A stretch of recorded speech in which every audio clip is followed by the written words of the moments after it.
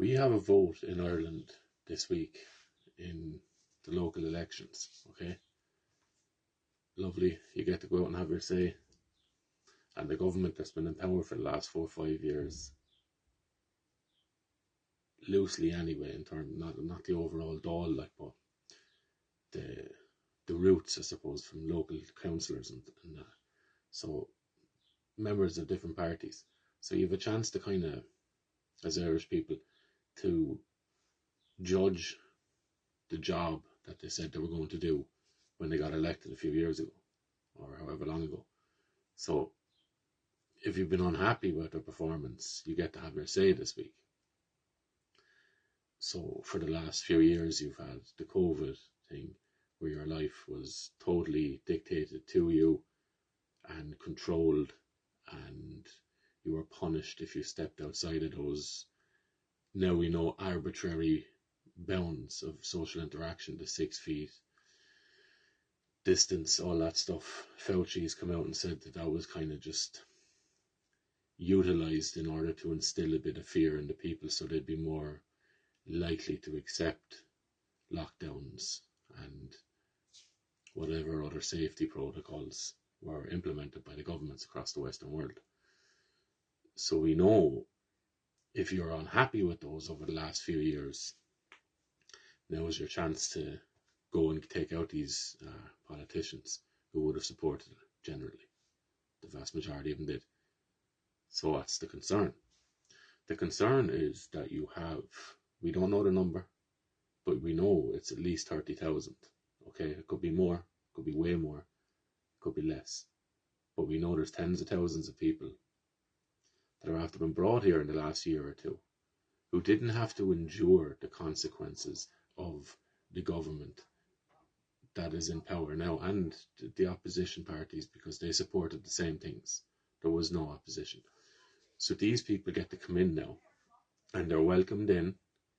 They are given the vast material benefits of being cared for by the Irish people, because these people, it's Irish people's taxes that are paying for these people to come here, to stay here, to thrive here, however you want to call it, you know. So you're paying for that. So these people that are benefiting off of the government in power now, they now get to vote in the local elections.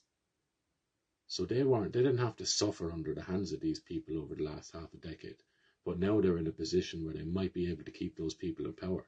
The very people who are singing their praises and bringing them into this country and giving them all of the earned benefits, or all of the capital of Irish people's efforts, okay? And whoever else has been living and working here and paying taxes. So that to me is deeply unfair. Before you even get into the legality of it, any of the rest of it, that seems to me to be morally unjust. Morally unjust. Because the people that are being brought in here, who do you think they're going to vote for? The Irish people that say we want more control over our country and who's coming here, or the status quo that's in power now that's saying we give you preferential treatment, you come in here, you get housing, all that stuff ahead of the Irish people. Who do you think they're going to vote for? So, from my perspective, as simple and base as it is, you should have absolutely no say over a people, a nation's decision on who they're putting in power, in the position of power to make choices for them, or to voice the choice that they've collectively come up with. Or so the story of democracy goes, representative democracy, okay? So these people are only meant to be a mouthpiece for what the people want and hold. That's not the case now, okay? So not only are the Irish people not going to get a fair shake of the stick this week with voting, just based even on the bias that's on RTE and a lack of in-airing of both sides of the argument legitimately, without trying to smear it morally, okay? And number two, you have people that are getting brought in here, and part of the reason, or part of the effect of them having come here, is they now get to dilute and water down the Irish people's vote. When it's set up in such a way that there's only one way these people that are coming here are going to vote, and it's for the people that have brought them here. Naturally. That's where your allegiance would be, okay? It's certainly not to these new people who would be voting in a way that would make you have to go home. Okay? So, just to have it out there before any numbers, any voting, any of that stuff comes in. How is this not election interference from of the Irish people on the Irish people by the government whose position is under threat here? You know, would they not pull out all the stops to stay in power if they know that they're doomed if they leave it up to just the Irish people? I think you can make an argument that of course they know that, and they seem intent on doing whatever they can to stay in power, even if it means bringing in these sham voters and just bringing them in, registering them, and then having them dilute Irish people's votes.